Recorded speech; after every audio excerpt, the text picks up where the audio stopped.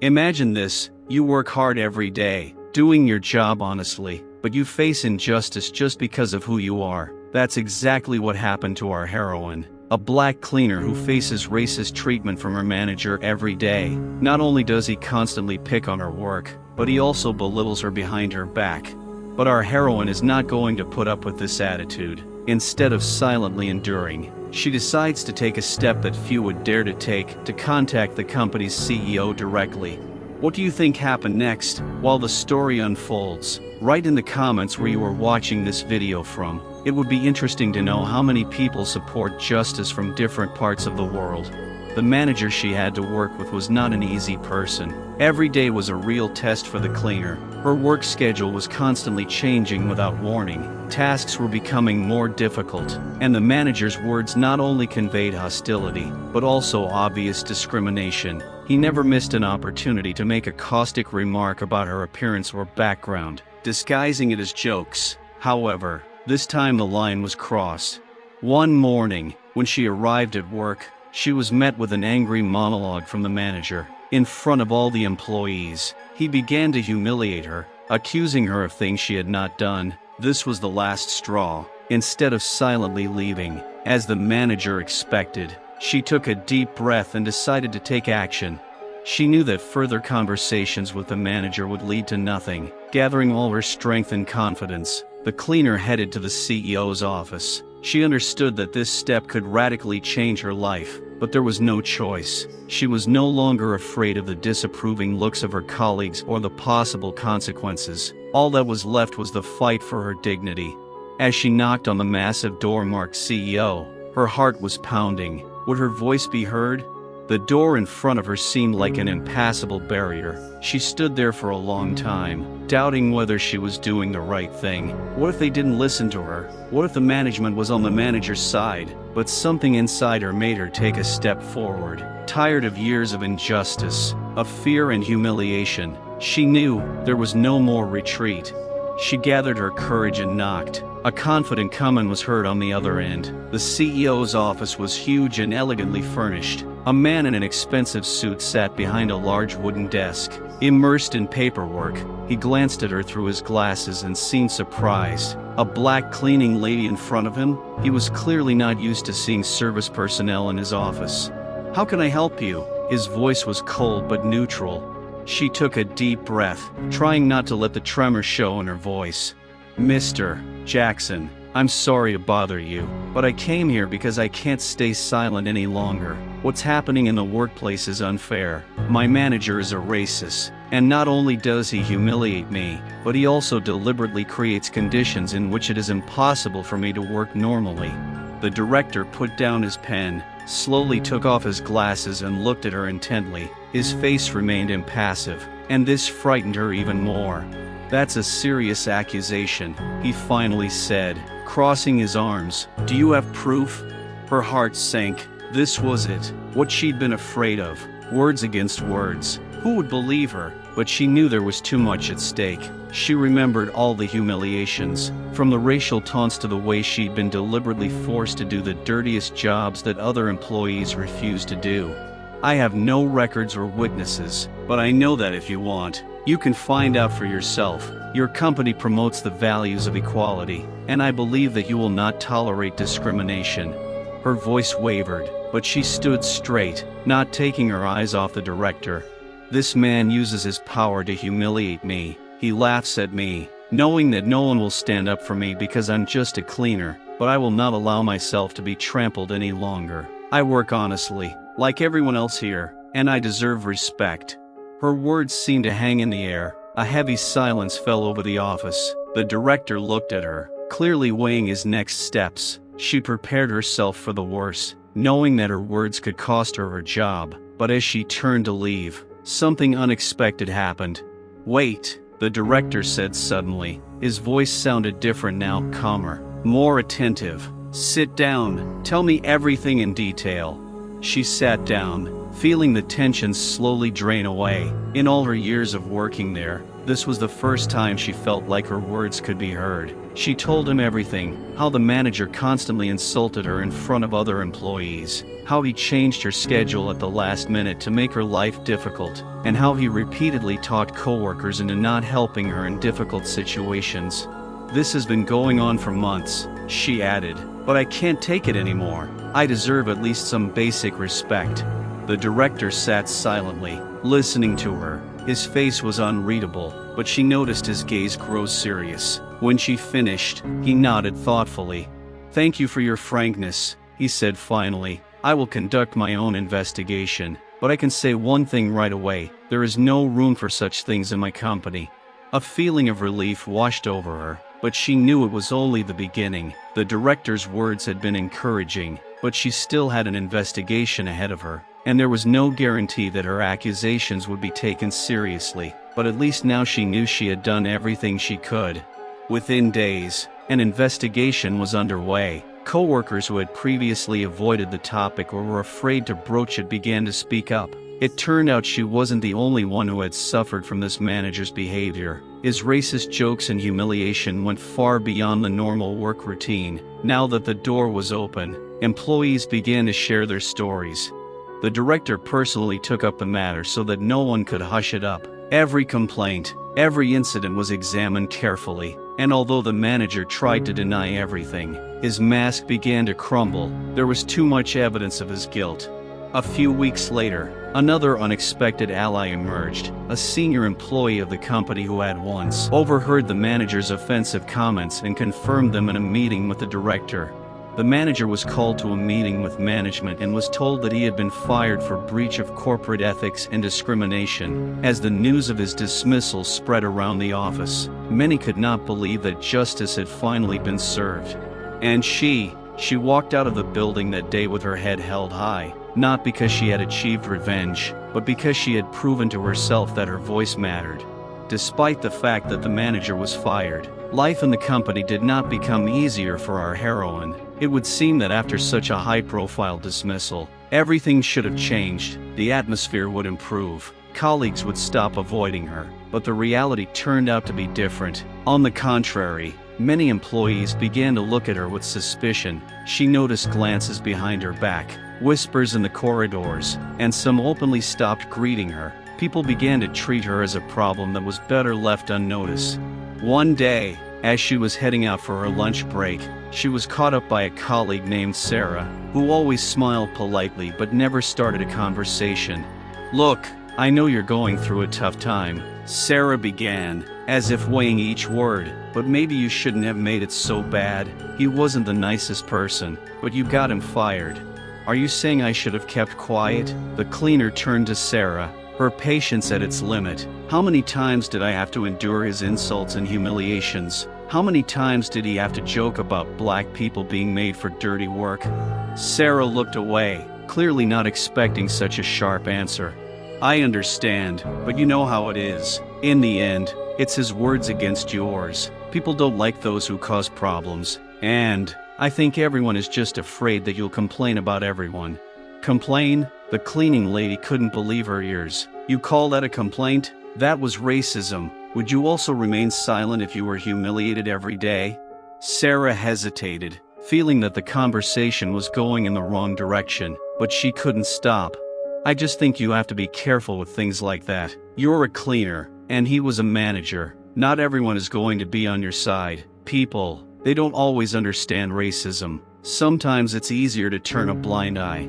The words cut her like a knife. She realized that the problem was much deeper than one racist manager. It was about how people saw her, her skin color, and her job title. In their eyes, she was just a cleaner, and racism was something to be ignored if it affected you directly. Talking to Sarah only left her feeling more alone and desperate. Even those who seemed friendly couldn't or wouldn't understand what real discrimination was. Shortly after this conversation, she was called to the HR department for a talk. In the room, 2 employees were waiting for her, sitting at a large table. One of them, a man in his 40s, opened a folder with documents.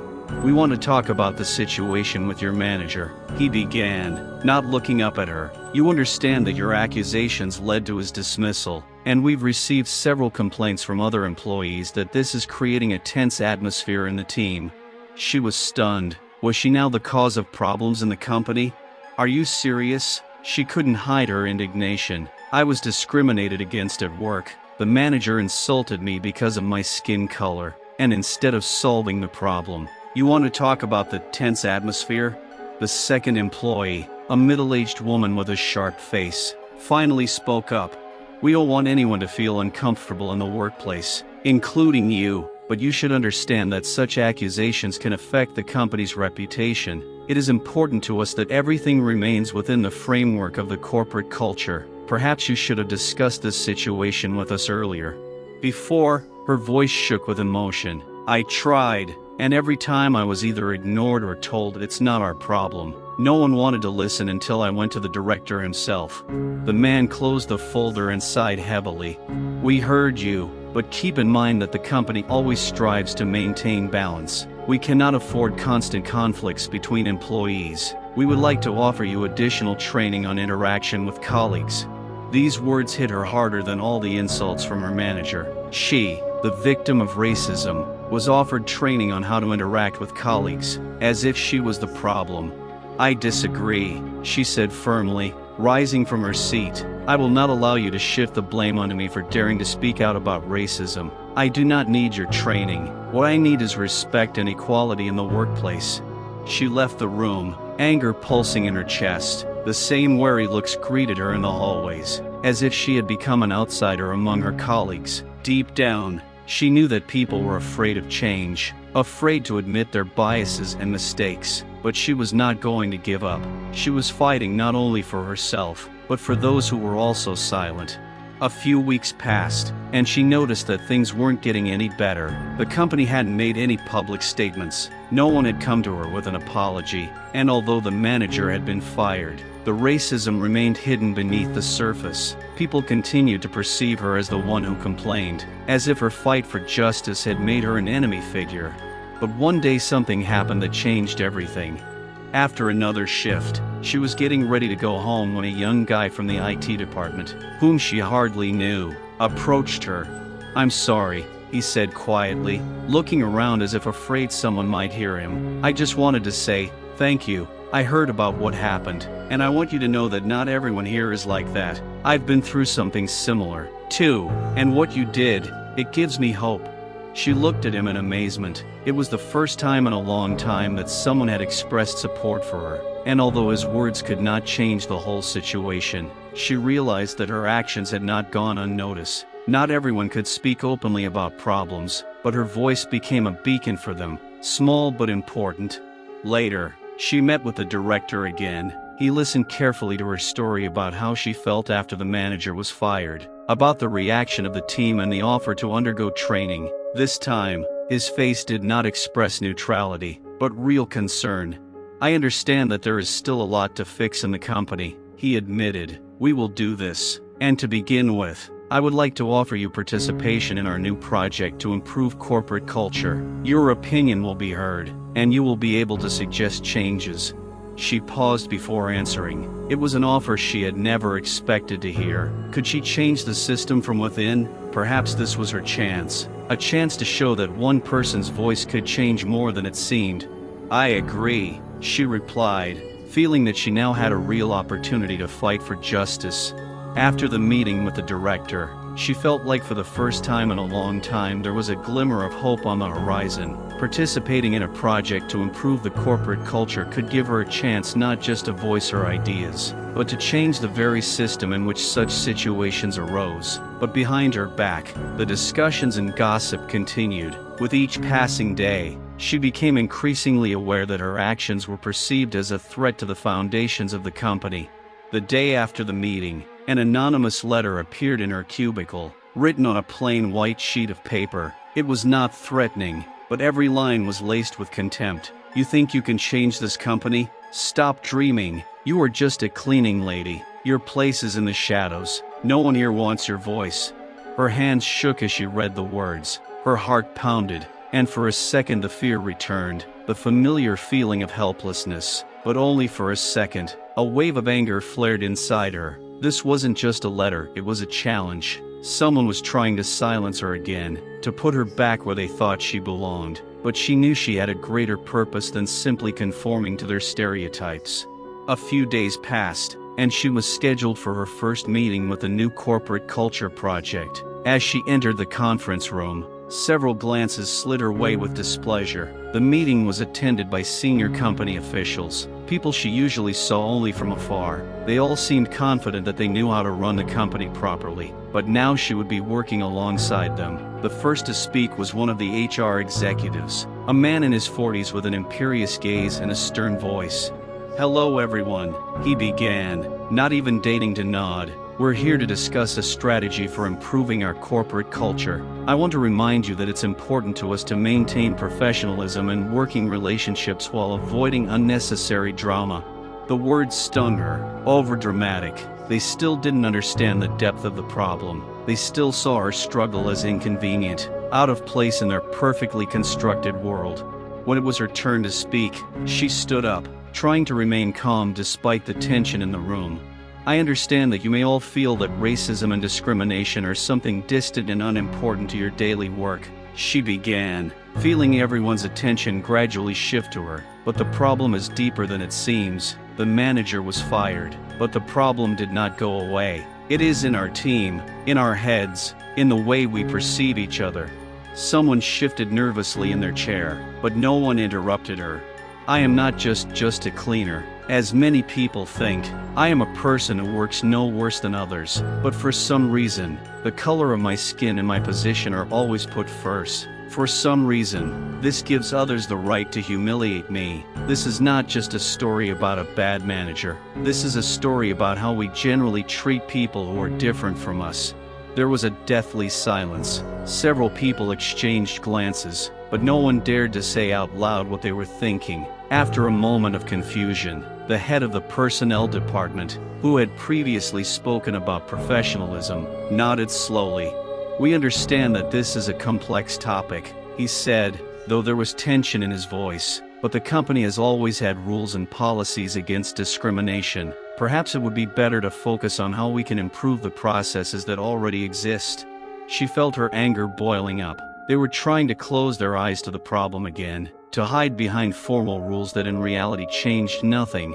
"You talk about policies and rules," she interrupted, trying to keep her voice calm but firm. "But what good are those if people still think I'm less than them just because I'm black and in a low position? Racism isn't something that can be solved with paperwork. It's something that needs to be changed in people's minds. And if you're not willing to make that change, then why does this project even exist?"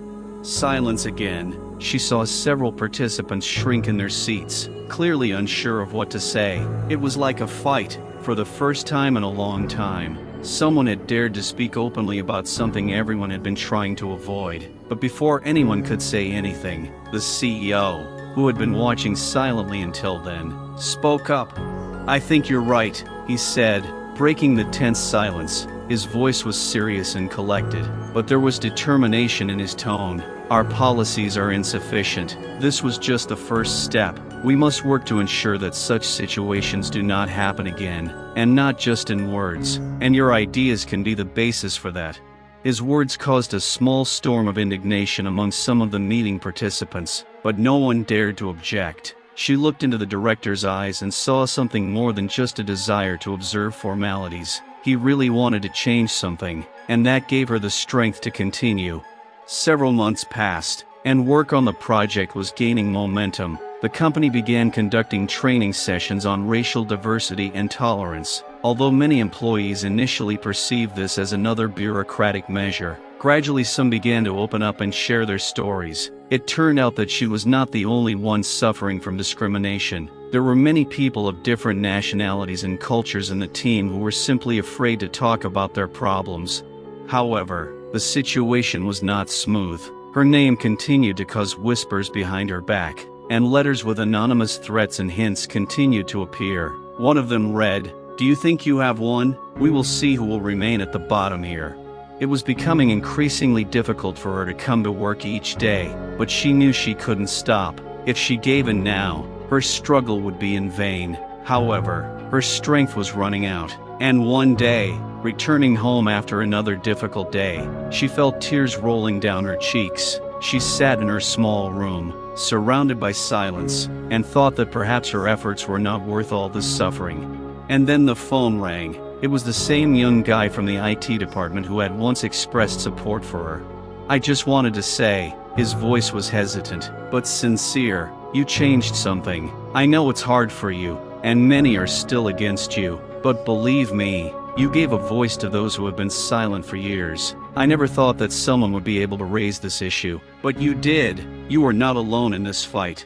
Her heart sank. At that moment, she realized that her actions had given hope to more than just her. She hadn't been fighting for herself alone. The tears gave way to determination. She knew that this was only the beginning of a long journey, but now she had no doubt she would go to the end. Despite the support of some employees, life at the company was becoming increasingly difficult. The tension around her fight for justice was growing like a dark cloud blocking the sun. Anonymous letters continued to appear on her desk, each one more vicious and threatening. They were filled with hatred, as if reminding her that the battle was just beginning.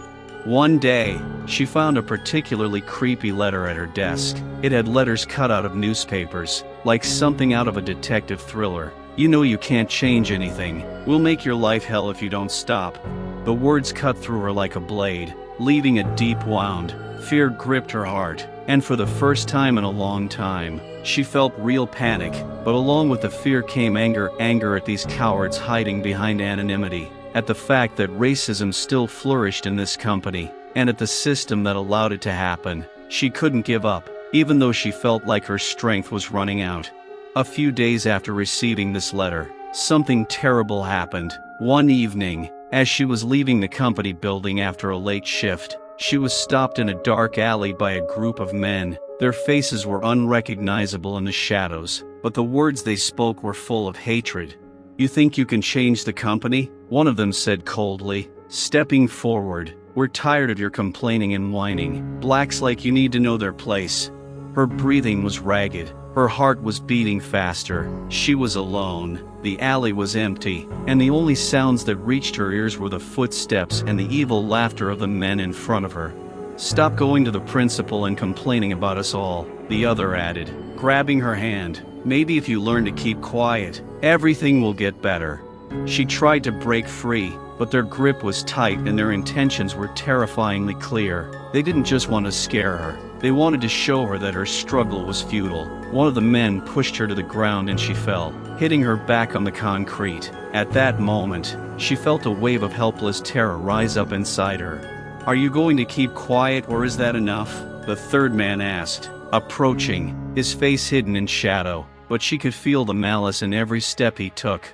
Her eyes filled with tears, but she did not let them fall. It was humiliating and scary, but most of all she was shaking with anger. They wanted to break her, to make her silent and forget, but something in her heart told her she had no right to give up. "Not now.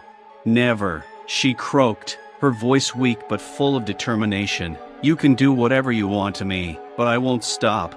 The men looked at each other, and one of them, the largest, clenched his fists. It was clear he was about to hit her when the sound of a patrol car siren came from the alley. They froze, looking back at the headlights approaching down the street. "I guess that's enough for today," one of them said coldly before turning and disappearing into the darkness. The others followed, leaving her lying on the cold concrete.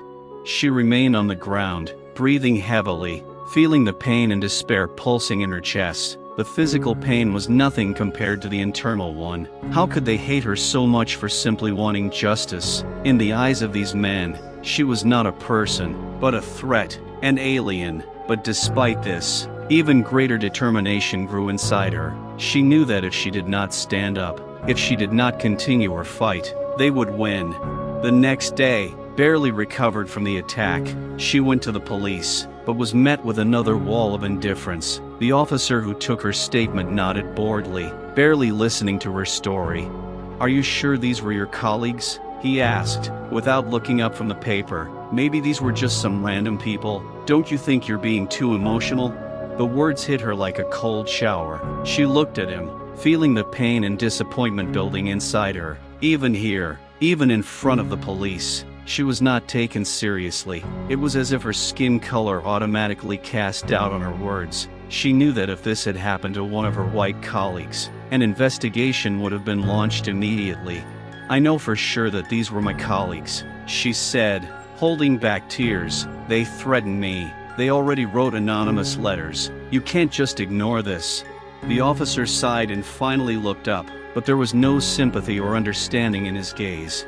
"We will consider your application," he said formally, "but, as you understand, without evidence it is difficult to do anything. I would advise you not to escalate the situation at work. Maybe everything will calm down on its own." She walked out of the police station feeling helpless. She realized that the world she lived in was not prepared to protect her. This wasn't just a fight for justice in the workplace. It was a fight against a system that didn't value her life and her rights in the same way as others. Despite all this, she continued to work on the project to improve the corporate culture, but every suggestion she made was met with resistance. In meetings, employees visibly avoided talking to her, and when she brought up the topic of racism, she was met with cold silence or formal phrases that meant nothing. Soon, another incident occurred that shook her to the core. One of the young employees she supported, a guy from the IT department, suddenly handed in his resignation. He was one of the few who publicly supported her, and his departure seemed strange to her. She met him in the hallway the day after she heard about his decision. "Are you really leaving?" she asked anxiously. "Why? You said our fight was important." The guy looked at her with a sad smile and sighed heavily. "I thought I could handle it," he said, his voice quiet and subdued. "But, you see, the pressure is too much. After I supported you, they started putting pressure on me. People came up to me and said that I was getting involved in nothing, that I should mind my own business. They started dumping a lot of work on me, putting moral pressure on me. I just can't take it anymore." He lowered his head, not daring to look her in the eyes. "I'm sorry, but I'm not as strong as you," he added, and, before she could answer, he quickly left. She stood in the empty hallway, her heart breaking. Was she not alone at all? It seemed the system and her fears were stronger than she could have imagined. One by one, the people she had considered allies had succumbed to the pressure, and now she was almost alone. But even that didn't stop her. Despite the threats, attacks, and betrayal, she knew she couldn't give up. It wasn't just her rights that were at stake. It was the future of everyone who faced discrimination. Her fight took on new meaning. She was fighting for those who had no voice, for those who were afraid or broken, and even if she had to walk this path alone, she would do it. But deep down she felt that even darker trials lay ahead. Several weeks had passed since her only ally had been fired, and the situation at the company continued to deteriorate. She was like a black sheep every step she took. Every word she said seemed to irritate and resent her coworkers more and more. They didn't look her in the eye, didn't greet her in the hallways. Their silence screamed louder than any words. She felt like a stranger in this office where she had once simply performed her duties without any unnecessary attention. But one day, a tragedy occurred that completely changed her life. When she came to work early in the morning, the entrance to the office was blocked by police cars. The employees stood to the side, whispering something with obvious fear in their eyes. Her heart sank when she saw the cordoned-off area. "What happened?" she whispered, trying to make her way through the crowd. One of her colleagues, whom she knew only superficially, looked at her with concern. "You didn't hear?" The colleague's voice was hoarse, full of horror. "The guy from the IT department who recently quit, he committed suicide last night." Her world had collapsed. The boy who had been so afraid of the pressure, so hopeful for change, he was gone now. Her hands began to shake and her breathing became ragged. She remembered their last conversation, his sad eyes, the weariness in his voice, the despair he had behind a fragile smile. He had been broken not only by the system, but by those who had not given him a fighting chance. "No," she whispered, stepping back. Her head was spinning. Everything was swimming before her eyes. "No, it can't be." She felt that this was not just a tragedy, but a response to the pressures that existed in the company. The young man had been forced into a corner. His attempts to uphold justice had become his undoing, and this was not just an accident. It was the result of a corporate culture where people like him could not stand up to the system. That same day, returning home, she could not find a place for herself. The feeling of guilt was eating away at her from the inside. Her struggle, her voice, all this seemed to be the reason why this young man lost his life. She walked down the street, almost unaware of the reality around her, immersed in her dark thoughts. The next day, despite the pain inside, she went to work again. She thought she would see something different. Maybe people would realize that something needed to change. But as soon as she stepped into the office, it became clear that everything was the same. No one talked about what had happened. The death of a young man was swept away in a corner of the company, as if nothing had happened.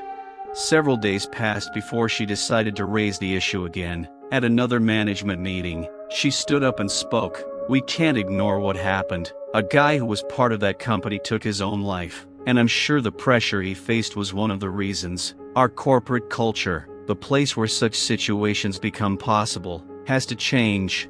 All eyes turned to her. Silence fell over the room, but soon one of the senior managers broke it. "This is a terrible tragedy, and we are all grieving," he said, but his voice was cold and formal. "But we shouldn't jump to conclusions. The reasons for his decision may be much deeper than just work. Let's not turn this into another campaign to blame our company." She was overcome with anger. How could they be so indifferent to what was happening before their eyes? They were trying to hide the truth again, sweep it under the carpet, as if it did not concern them. "How can you say that?" She felt her voice shaking with rage. "You talk about the underlying causes, but no one wants to admit that people here in this company are suffering. You don't care that some of your employees might be driven to despair. All you care about is not losing face in front of everyone else." The manager gave her an icy look. "If you continue to insist on your accusations, you had better think about how this will affect your career," he said coldly. "Sometimes you have to be able to let go." It was a clear hint. She was being asked to shut up again, but now she couldn't. This young man, his death, that was the last straw for her. She couldn't turn a blind eye to injustice any longer. She knew there would be consequences, maybe even the loss of her job, but now it was about something bigger than her career. It was a fight for life, for the right to exist in a world where people value each other, and don't try to break those who are different.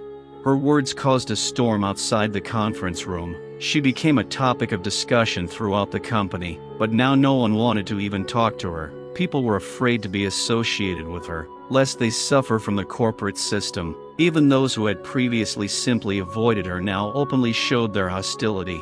One day, she left the office to find her car vandalized, the windows smashed, the doors covered in hateful graffiti. The words were so racist that she felt physically ill. "Get out, black. You're not one of us." These phrases burned before her eyes like a brand she had worn since she decided to tell the truth. But despite all these horrors, determination continued to burn inside her. She knew there was no turning back now. All of this, her loneliness, the hatred from her colleagues, the tragedy with the young employee, was proof of how deep the problem went. She understood now that her fight had never been just about herself. She was fighting for those who had already broken under the pressure, for those who could no longer speak. A few weeks later, she made a decision that changed everything. She filed a formal lawsuit against the company for systematic discrimination and creating a hostile work environment. It was an extremely risky move. She could be fired, she could be pressured, but she was prepared for any consequences. Now it had come to the point where she needed to use any tools she had to get justice. When her lawsuit became known within the company, tensions reached a fever pitch. She became a target not only for her colleagues but also for senior management. They tried to smear her name, accusing her of seeking an advantage, that her complaints were exaggerated, but she knew that the truth was on her side. However, the battle was just beginning. A few weeks after the lawsuit was filed, a new stage of her life began, full of expectations and anxiety. The story of the lawsuit against the company quickly spread in the business community, and soon her name became known not only within the company, but also outside it. Many supported her actions, especially activists and human rights organizations, who saw in her actions a symbol of the fight for justice. But on the other hand, the attacks on her intensified. Every day she came to work with a heavy heart, knowing that she could be fired at any minute. The atmosphere in the office was like a taut string ready to snap. Everyone around her pretended that she did not exist, but she knew that behind her back, everyone was discussing her every move. Now her existence was a rebellion against the system, and everyone was wondering how far she was willing to go. One late evening, while she was working on preparations for another court hearing, there was a knock at her office door. It was unexpected. Everyone had long since left, and she was not expecting anyone. Opening the door, she saw a middle-aged man dressed in a formal suit. He was unfamiliar, but from his confident posture and cold gaze she immediately realized that he was someone from the top management. "Can I come in?" he asked before she could answer. She stepped aside, allowing him to pass. The man looked around her office, his gaze landing on the pile of papers related to the lawsuit. He was silent for a few seconds, then turned to her and said quietly, "I'm Thomas Wilkins, Deputy General Manager. We need to talk." Her heart began to beat faster. She knew that her fight had reached the very top, but she had not expected such a visit. He looked too calm, and it frightened her. "What exactly do you want to talk about?" she asked, trying to remain calm, although everything inside was shaking. Wilkins sighed heavily and sat down at her desk, gesturing for her to sit opposite him. "Let's not waste time," he began, leaning his hands on the table. "We know your situation is out of control. This lawsuit is not beneficial to you or the company. We're offering you a deal." She frowned, not understanding what he was getting at. "A deal?" she asked again. "Yes." His voice was cold and reasonable, like that of an experienced negotiator. "We offer you a large compensation. In exchange, you will withdraw your claim and leave the company. We will also make sure that other companies know that you are a good specialist and that you will have no trouble finding a new job. But on one condition, you no longer talk about the discrimination and racism that you allegedly encountered here." The word allegedly cut her ears like a knife. They tried to reduce her struggle to a deal, as if her principles could be bought. She was silent for a few seconds, processing what she had heard. She had a choice: to continue to fight and risk everything, or to take compensation and leave, forgetting about the pain that had been caused to her. On the one hand, she wanted to forget about this horror, to start a new life, without pressure and threats. But on the other, there was meanness in this proposal, an attempt to hush up the truth. "What if I refuse?" she finally asked, clenching her hands into fists. Thomas Wilkins looked at her with a cold smile. "If you refuse, the case will drag on. We will use all possible levers to discredit you. We will make it so that you will not be able to find work in any reputable company. Your reputation will be ruined, and no one will mess with you. Think carefully. Do you really want to continue a fight that will bring you nothing but a ruined career?" She was consumed by anger. Everything she had experienced, the bullying, the threats, the attacks, was now being reduced to nothing to gain. She looked at this man and realized that standing before her was the personification of the very system she had fought against. People like him always found a way out. They knew how to suppress any struggle, hide the truth, and manipulate justice. "You're wrong if you think you can intimidate me," she said firmly, looking him straight in the eye. "I'm not going to keep quiet." Wilkins frowned, his gaze growing even colder. "It's a pity," he said, rising from his chair. "You've made your choice."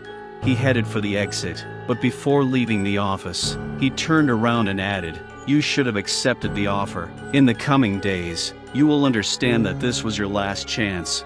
Her insides twisted with worry, but she wasn't going to show it. She knew she had made the right choice, but his words kept echoing in her head.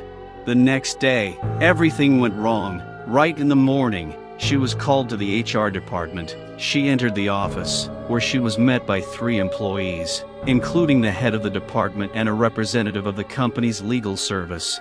"We conducted an internal investigation," the boss began, not even deigning to greet her. "Based on its findings, we have concluded that your behavior in the workplace is unacceptable. You have spread unfounded accusations, created an unfavorable working environment for your colleagues, and now we are forced to take action."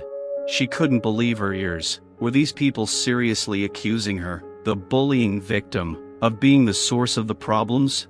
"This is absurd," she exclaimed. "I filed a lawsuit because I was facing discrimination and threats. You were the ones trying to silence me." But the head of the department did not pay attention to her words. "We have decided to terminate your employment contract," she continued as if nothing had happened. "Your personal belongings will be collected and your pass blocked. Please leave the building."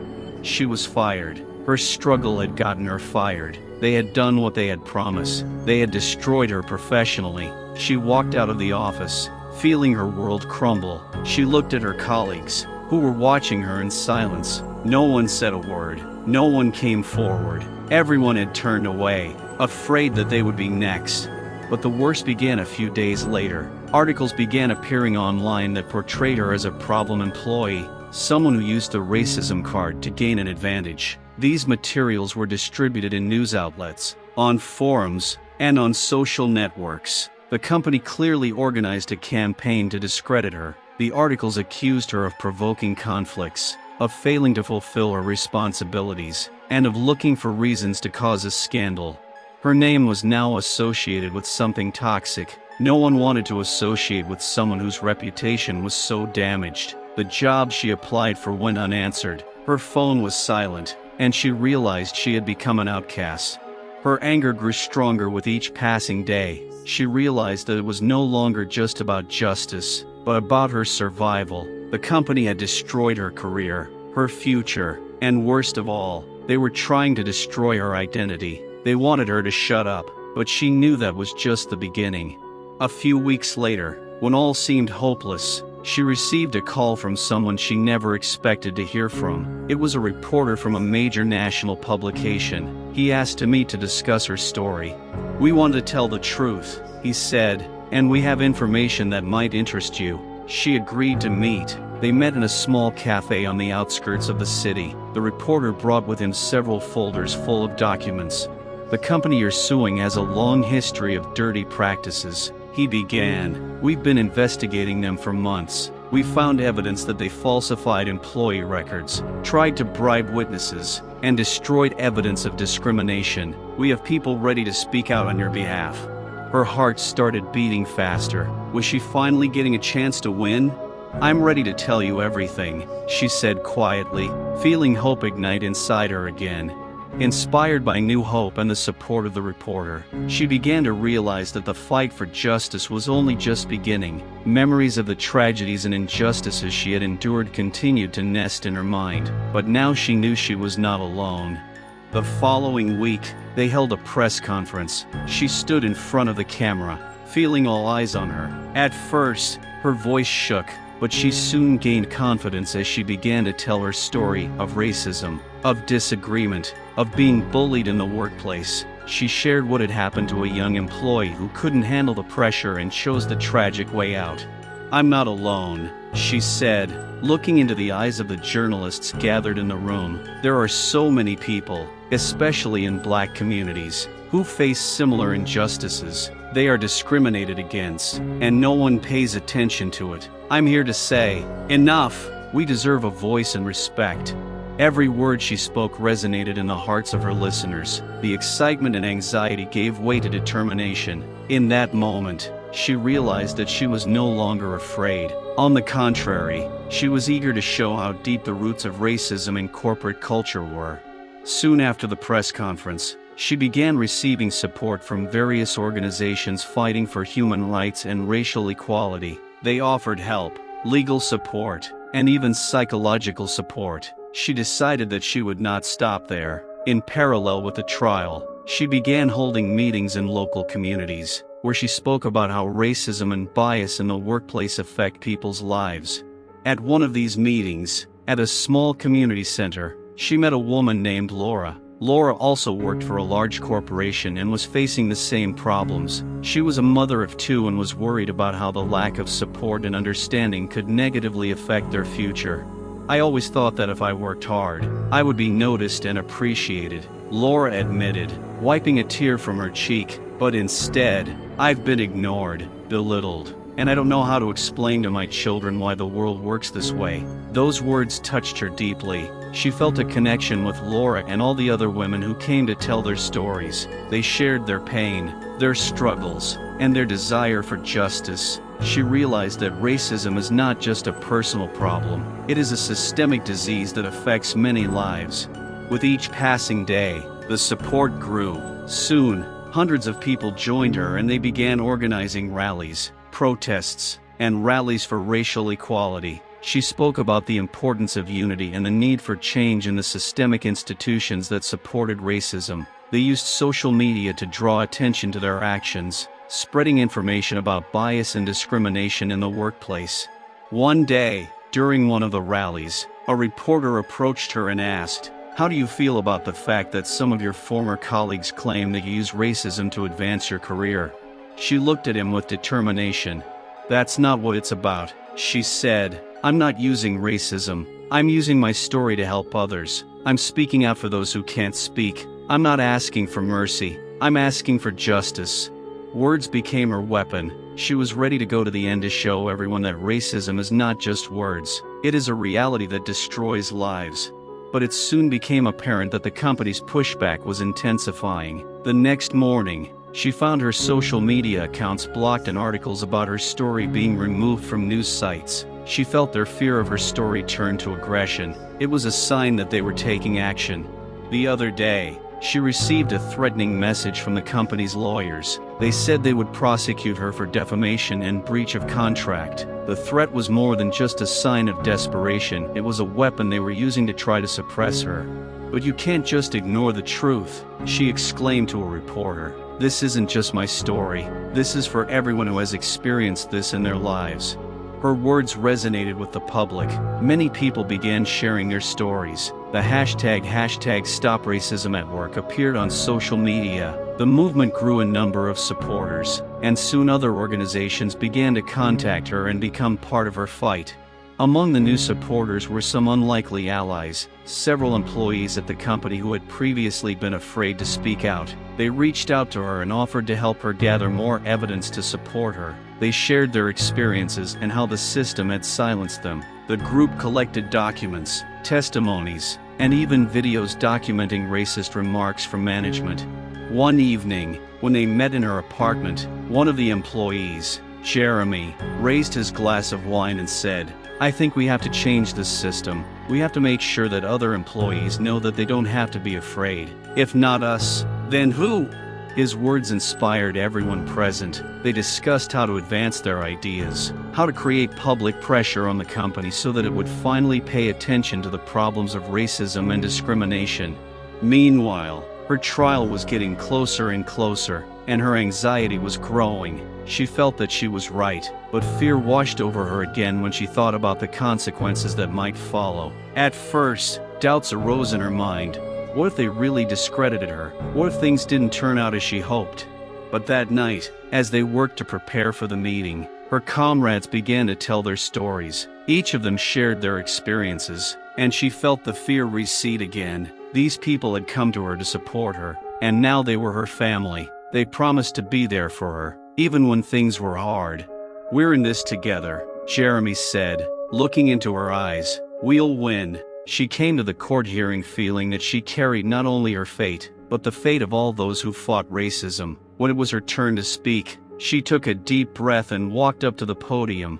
"I'm not here just for myself," she began, looking at the judge and jury. "I represent those who cannot speak. I represent those who have lost their jobs, their families, their friends, their lives because of bias and hatred."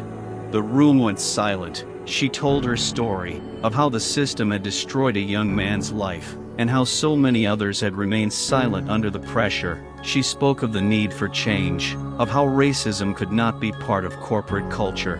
But then, just when she thought she had said it all, someone she hadn't expected to see walked into the room, Thomas Wilkins. He walked in with a smile on his face, and the look of a man who knew more than he was saying.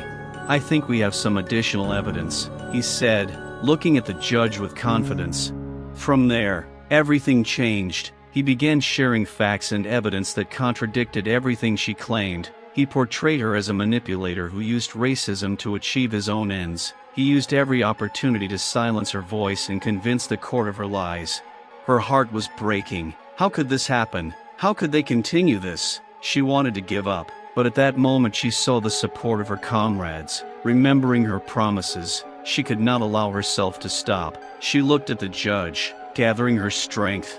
"This is not the end," she said, collecting her thoughts. "We can't let this continue. I'm not alone, and we won't stay silent."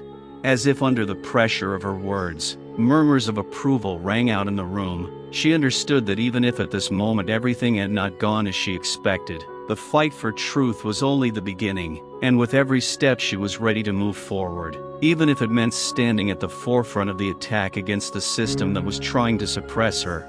She was ready to fight for herself, for Laura, for Jeremy, and for everyone who suffered from racism, not just in the workplace, but in life. After Thomas Wilkins tried to silence her voice in the courtroom, her resolve only grew. She knew this case was not just her individual fight, but something much bigger. She was ready to fight not just for herself, but for everyone who had suffered from bias and injustice. After that meeting, she returned home with a heavy heart. There was a struggle going on inside her. On the one hand, the desire to continue the fight, and on the other, fear of the power of the system she was up against. But her resolve was firm, and she knew she could not stop.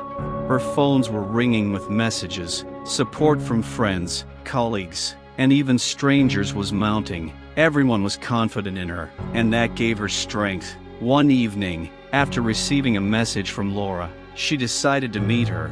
"We need to discuss our next steps," Laura said when they met in the cafe. She looked tense, but there was a fire in her eyes. "You're not alone. We need to stand together, organize mass actions, and support each other."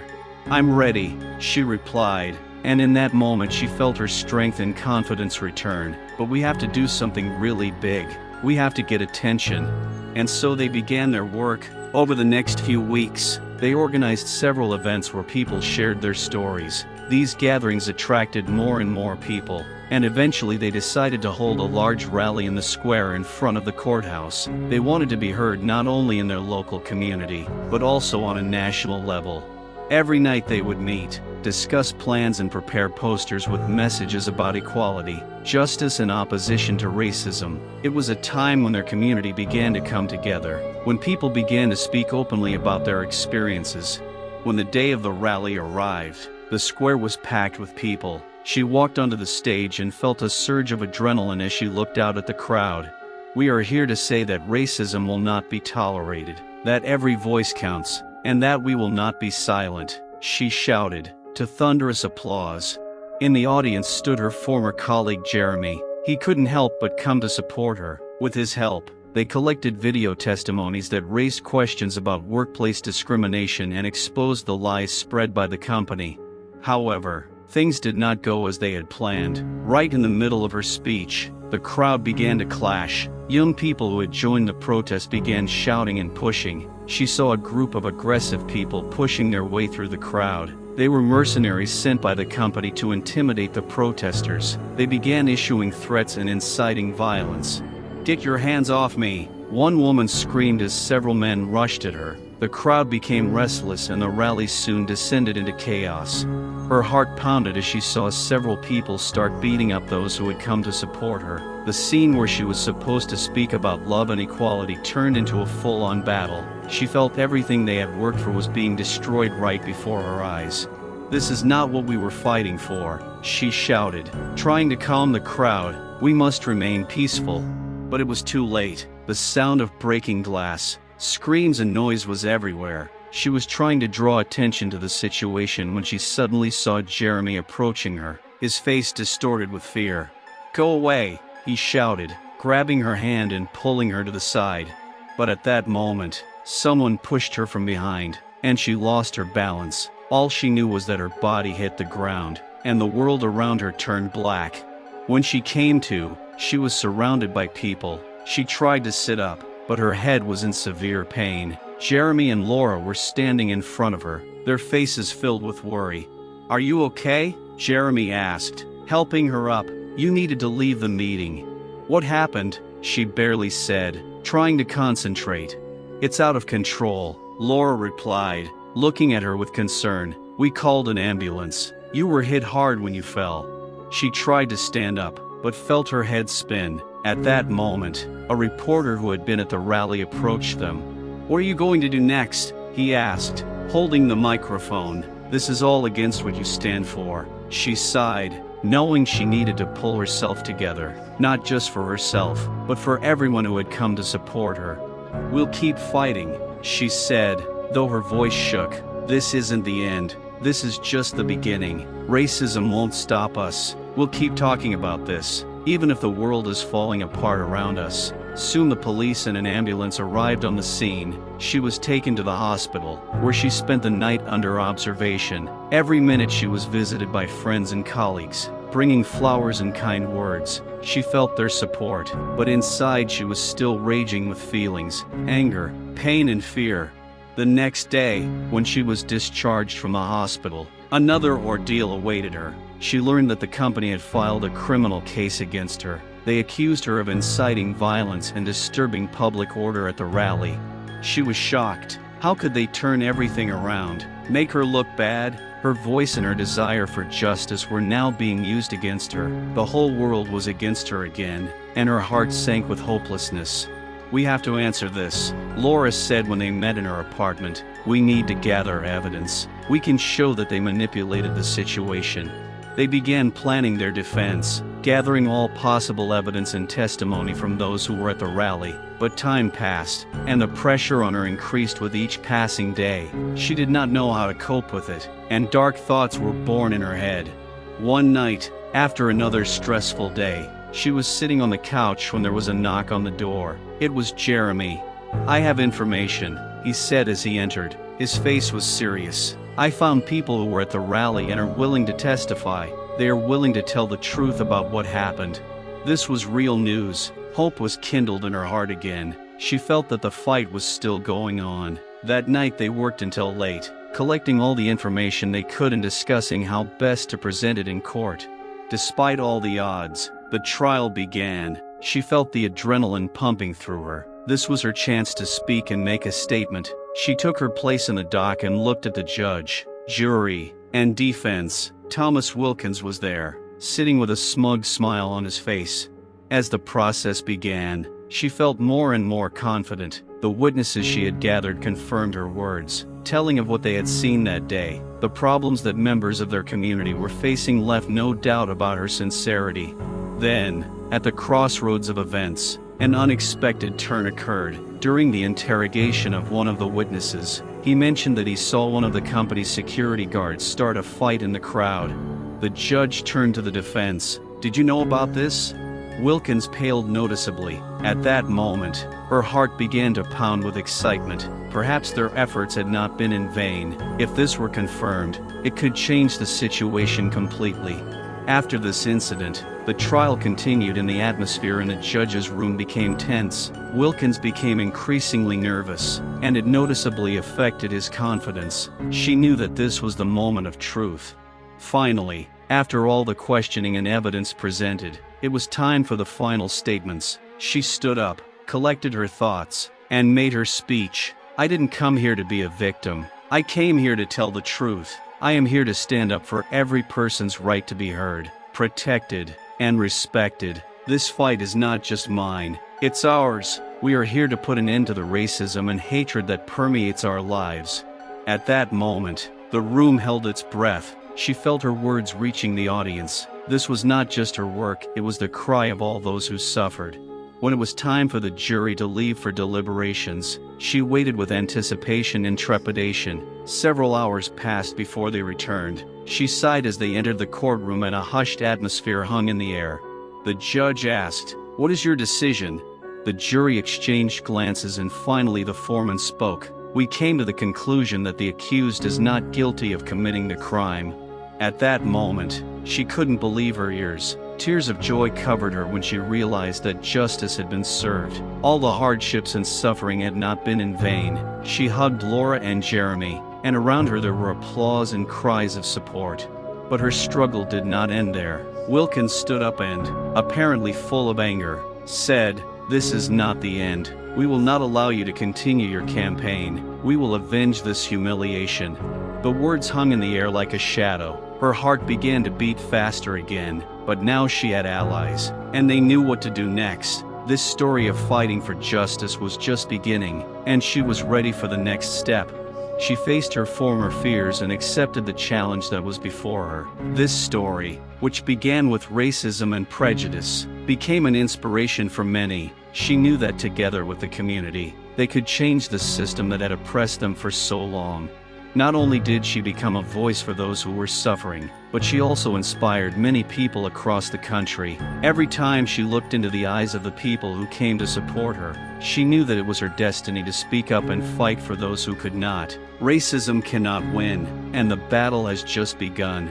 Despite the cheers and support she received in court, she was troubled. She knew they had won a small victory in a big fight. The people behind racism and prejudice were not only in the workplace, but in the community, among friends, neighbors, and even in her own community. A few days after the verdict was announced, she began receiving threatening messages from anonymous users on social media. It was a cold shower on her euphoria. It seemed she had thrown off one yoke, only to have another placed on her shoulders. She understood that the fight for justice would be not only a physical but also a psychological test. "I'm not going to give in," she told herself as she read yet another insult. Instead of giving in to fear, she decided to use these messages as fuel for her fight. Each word, each insult, became another brick in her resolve. She and Laura began organizing more events. Not just protests but educational workshops aimed at raising awareness about racism and bias. They began inviting local leaders, activists, and even people who had experienced racist incidents to share their stories. "We have to educate people," Laura said as they discussed the upcoming action. "It's not just about us, it's about our children's future. We have to make sure they grow up in a world free of hate." They became more visible on the local news, attracting more and more attention, but not everyone approved of their actions. They were watched by those who wanted to stop their progress. Every step forward was met with pressure, but they continued, attracting more and more like-minded people. One day, during one of their workshops, they heard about an incident that had happened at a local school. A black girl named Aisha, a fifth grader, was being teased and bullied by her classmates. The girl decided to go to the teacher, but instead of support, she received only ridicule and condemnation. "This has to stop," she told Laura as they discussed how to help Aisha. "We can't let the children continue to suffer. We should to perform for them." They decided to approach the school and hold a meeting with parents, teachers, and school officials. She knew it wouldn't be easy, but if they wanted to make a difference, they had to start from the beginning. When they arrived at the school, she was overcome with excitement. In front of them sat parents, teachers, and even some students. She walked up to the stage and looked into the eyes of the assembled group. "I'm here to speak not only for myself, but for Aisha," she began, her voice confident. "We need to understand that racism has no place in our society, and that starts with us. It starts with education and understanding." Parents began discussing how to improve the school, and as they did, some began to open up about their own experiences with racism. It was a difficult and painful discussion, but it was necessary for progress. "We have to be models for our children," one parent said, gesturing to his daughter sitting next to him. "If we want them to grow up in a world free of hate, we need to demonstrate it ourselves." It was at that moment that she felt that her struggle was not in vain. These parents and teachers were beginning to realize that their actions and words could have a profound effect on the younger generation. Not everyone was happy with this new movement. However, the day after the meeting at school, she was called to the local police station. They informed her that an anonymous complaint had led to a case being opened against her and Laura for inciting hatred. They were charged with allegedly inciting conflict and violence among school children. She was shocked. How could they turn this all against them? She knew it was an attempt to intimidate her and Laura, but instead it only strengthened her resolve. She knew this could be another milestone in their fight. "We can't let this stop us," she told Laura when they met to discuss the situation. "We have to make this part of our history. We have to show people that the fight for equality is more important than ever." They organized a rally in support of Aisha and against the accusations against them. People started coming and soon there were many. The community came together to support them and voice their opinions. She came back on stage, her voice strong and confident.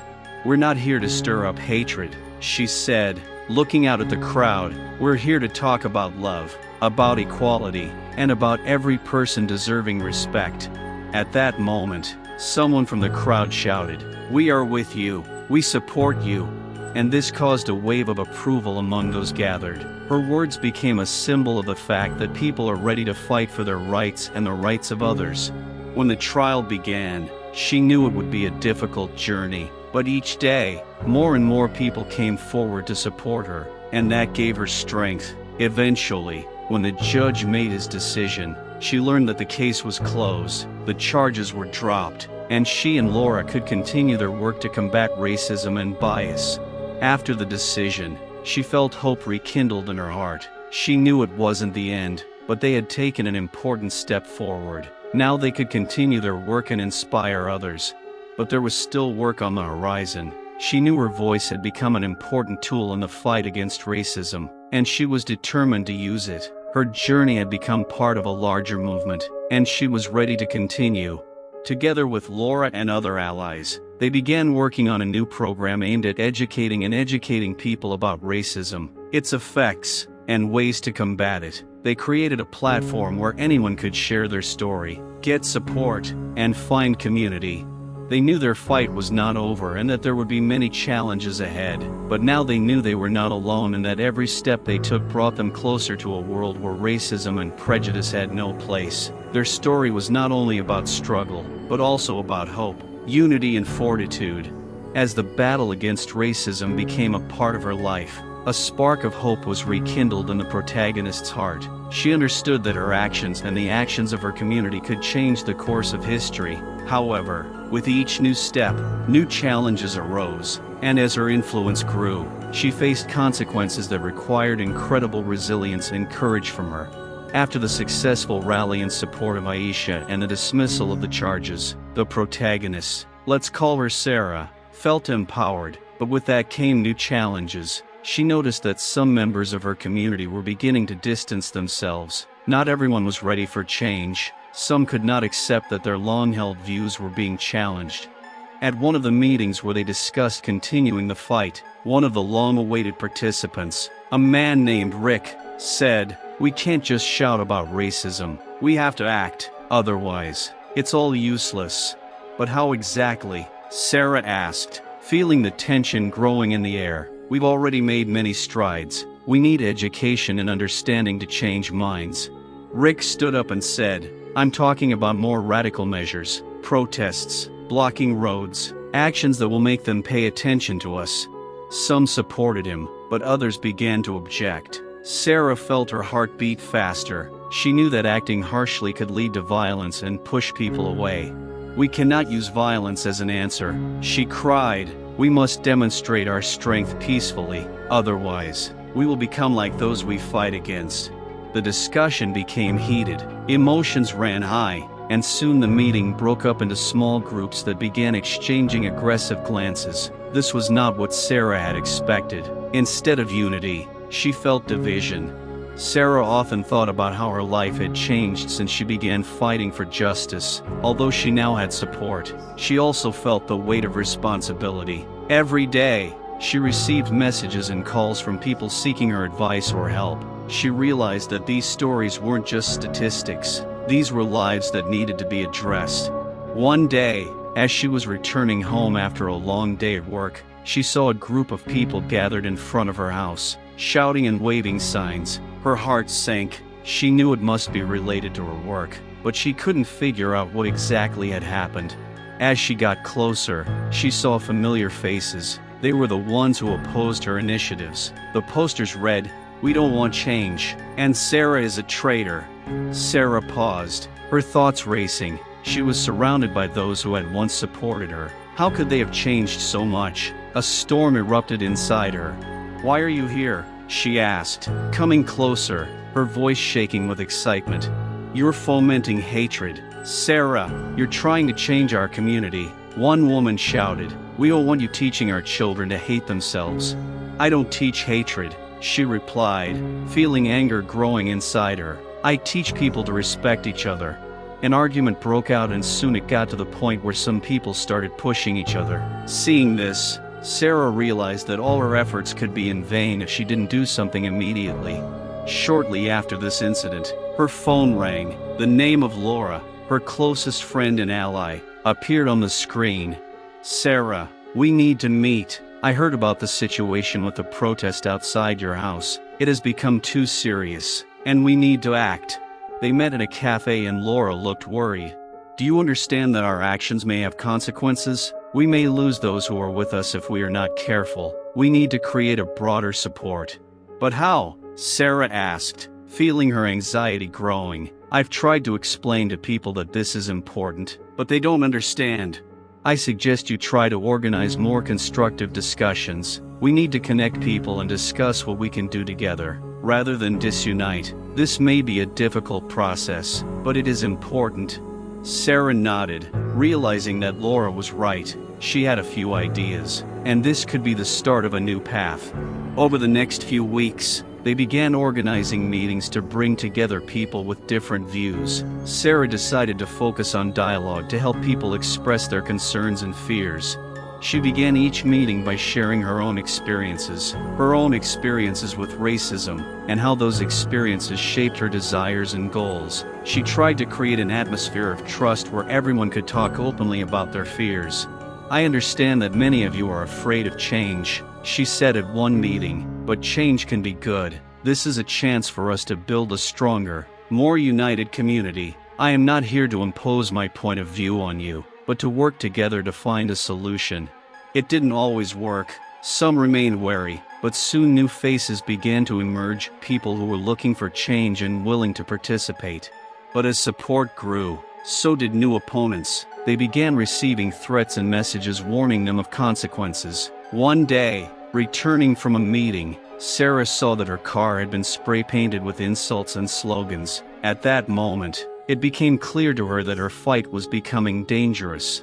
The next morning, she woke up and noticed that several doors in her apartment had been broken down. Her anxiety increased. She felt that her personal safety and the safety of her family were at risk. Her inner fears intensified. Was it really worth it? One night, while she was working on material for her next meeting, someone knocked on her door. She opened it and there stood Jeremy, her old friend and soulmate. "We have a problem," he said, his face serious. "I have learned that some of those who are against us are trying to create a group to attack your events. They are going to arrange a provocation to compromise our work." Sarah closed the door behind him in shock, the unexpected turn of events making her heart pound. "They won't stop until they break us," she said, not knowing what to do.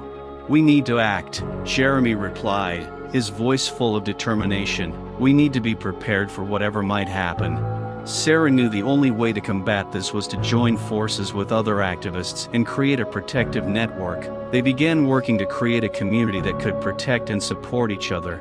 Over the next few weeks, they organized several events where they actively discussed safety strategies and how to stay protected during protests. They created support groups so that people could feel safe and talk openly about their experiences. "We have to understand that our fight is not just for equality, but also for safety," Sarah said at one meeting. "We can't let fear paralyze us. Instead, we must unite." To their surprise, many people showed up to one of the meetings, including those who had previously opposed their movement. This showed that even among opponents there is a desire to understand and find common ground. However, everything changed one night when they were holding an event in the park. Suddenly, several aggressive young men appeared from around the corner. They started shouting insults and throwing objects. The crowd began to panic. "Everyone, stay together if you can," Sarah shouted, trying to calm people down when she heard a noise from behind. The whole park was filled with screams and chaos. She saw some of her friends fall to the ground, while others tried to run. At that moment, her fear turned into determination. She knew she couldn't just watch this. She screamed, "Don't let them break us. We are stronger than this." Sarah shouted at the men to form a group, and they began to retreat, protecting each other. It was a true test of their cohesion. After that incident, Sarah's life changed dramatically. She realized that the fight would not be easy, and that every step forward would be tested. But she knew that each time they became stronger. Each new challenge only strengthened her determination and desire to act. Sarah became more proactive in creating a safer environment for her friends and family. She knew she couldn't let fear take over. Together with Jeremy and Laura, they began developing a plan to create safe spaces for anyone who had experienced racism and bias. They began working with local police and advocacy groups to create protective programs that could help people in crisis. Together, they created a network of activists ready to help if a threat arose. It was a difficult time, full of tension and fear, but Sarah knew it was necessary. They created defense mechanisms and began teaching people how to deal with aggression and how to protect themselves and their friends. At one of the major events, Sarah took to the stage to share her thoughts and stories about what had happened in recent months. She knew that her words could be decisive. We cannot let fear define our lives. We must be willing to fight for what we believe in and support each other in difficult times. We must remember that together we are stronger than alone, she said, and the crowd responded with loud applause. This was a turning point for her movement. People began to organize and their voices grew louder. They began planning more events focused on education and understanding, and began sharing their stories to show how racism and bias touched each of them. Soon, not only local activists but also organizations from other cities began to join their movement. This was the beginning of a large-scale movement that attracted the attention of many media outlets. They began to receive support from large organizations and sponsors, which significantly strengthened their position. But Sarah couldn't shake off her sense of unease. Despite her best efforts, racism and prejudice remained a real threat. She knew the fight was not over, and that new challenges lay ahead. At this time, Sarah began to receive information that someone was starting to plot behind their backs. Rumors began to circulate that one of the local organizations that was on the opposing side was planning to organize an attack on one of their events. This caused anxiety and fear. We must be prepared for any eventuality, Sarah told her allies. If they are going to attack us, we must be prepared to defend ourselves. They began working on a plan for event safety and volunteer training. It wasn't easy, but Sarah felt it was necessary. Despite the growing movement, Sarah and her friends began to face problems with the authorities. The city administration tried to ban their events, citing lack of security. This caused a storm of discontent among supporters. "We can't let them stop us," Laura shouted at the meeting, full of determination. "We have to fight for our rights." Sarah knew she had to take action. Together with her lawyers, they began preparing a lawsuit against the city administration to defend their right to freedom of assembly. A few weeks later, the case went to trial. The court was filled with supporters and the atmosphere was tense. Sarah felt her heart pounding as the lawyers began to present their case.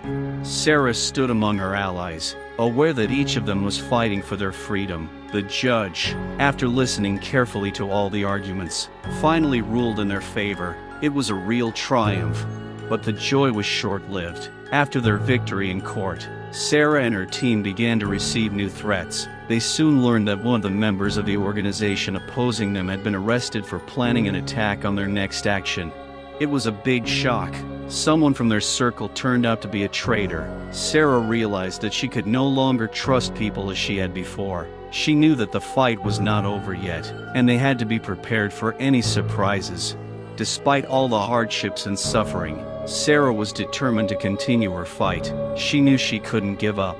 Every step they took brought them closer to their goal, a world free of racism and hatred. Sarah was ready to take on any challenge that fate had in store for her. She became a symbol of hope for many, and her voice, filled with determination and resilience, continued to sound on behalf of all who suffered. Sarah's story is not only about her struggle, but also about the importance of coming together, supporting each other, and continuing to move forward despite any obstacles. Her journey was full of drama and tragedy, but it was these that made her stronger and inspired others. The struggle continued, and she knew that together they could overcome any difficulties.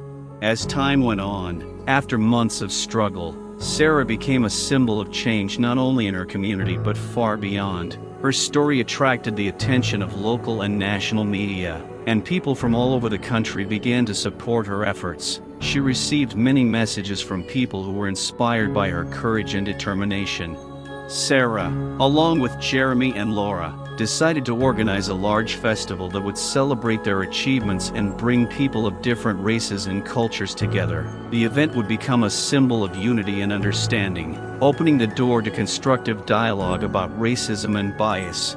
They assembled a team of volunteers and began putting together a program that included performances by local artists, educational sessions, and interactive discussions. The goal was to show that racism is not just an individual problem, but a systemic one that requires a collective effort to solve.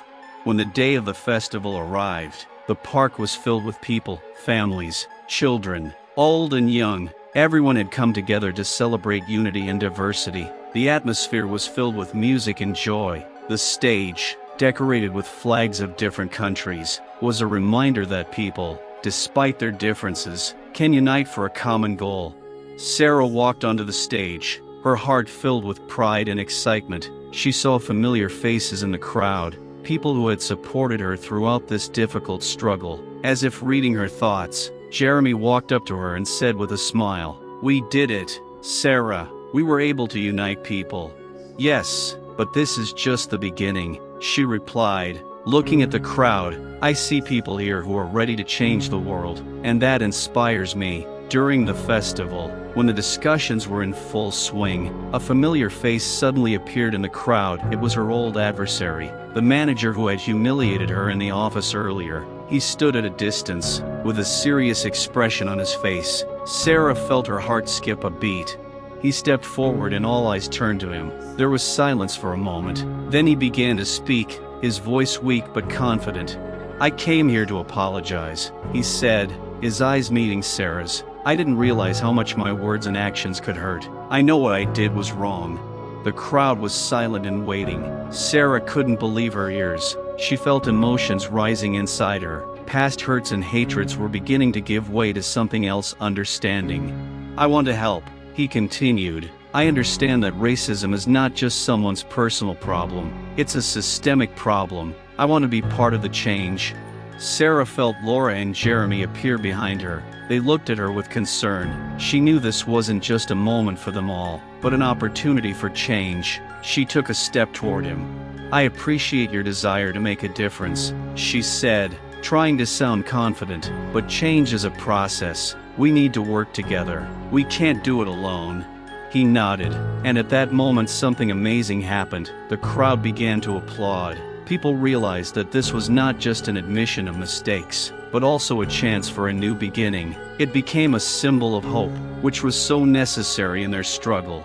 The festival was over, but the work was just beginning. Sarah and her team began working on creating a program that would include people with different experiences, those who had once been opponents and those who were seeking change. It was an opportunity for dialogue and collaboration to build bridges instead of walls. Sarah realized that their efforts needed to be focused not only on combating racism, but also on creating an environment where everyone could freely talk about their experiences. They began organizing workshops and discussion groups to help people openly share their stories and find common ground. Over time, word of mouth worked, and their movement began to expand. They began to be joined by new groups that were also fighting racism and bias in their communities. Their efforts began to bear fruit. Schools began to introduce programs on racism and culture education, and local organizations began to host training workshops.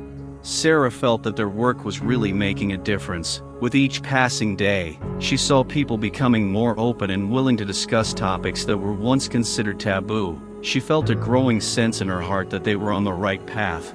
A few years passed, and at the annual Unity Festival that had become a tradition in their community, Sarah stood on stage and looked at the smiling faces. Suddenly, she noticed how the crowd began to break into groups, and some people were exchanging stories and experiences. Sarah noticed how she herself had become part of something bigger. Her fight became part of a larger movement for justice and equality. This time, When she took the microphone, her voice sounded confident. "We have come a long way, and this is only the beginning. Together we can make our world a better place. We can create a society where everyone feels safe and respected. Let's continue this fight." The crowd cheered and applauded. Sarah smiled, knowing that their efforts had not been in vain. She looked at the people who had come together and knew that each of their stories, each of their struggles, was part of the larger mosaic that was shaping a new society. Thus, Sarah's story, her journey through suffering and struggle, became a hope and a light for many. It was not just an ending, but the beginning of a new era, full of possibilities and changes. Thank you for spending this time with us reading Sarah's story. We are very interested to know what you think about this story. Have you experienced racism in your life? How have you dealt with similar situations? Your thoughts and experiences are very important to us, and we value each and every one of you. Don't forget to like and subscribe so you don't miss new stories that inspire and unite us. We wish you a nice day and good health.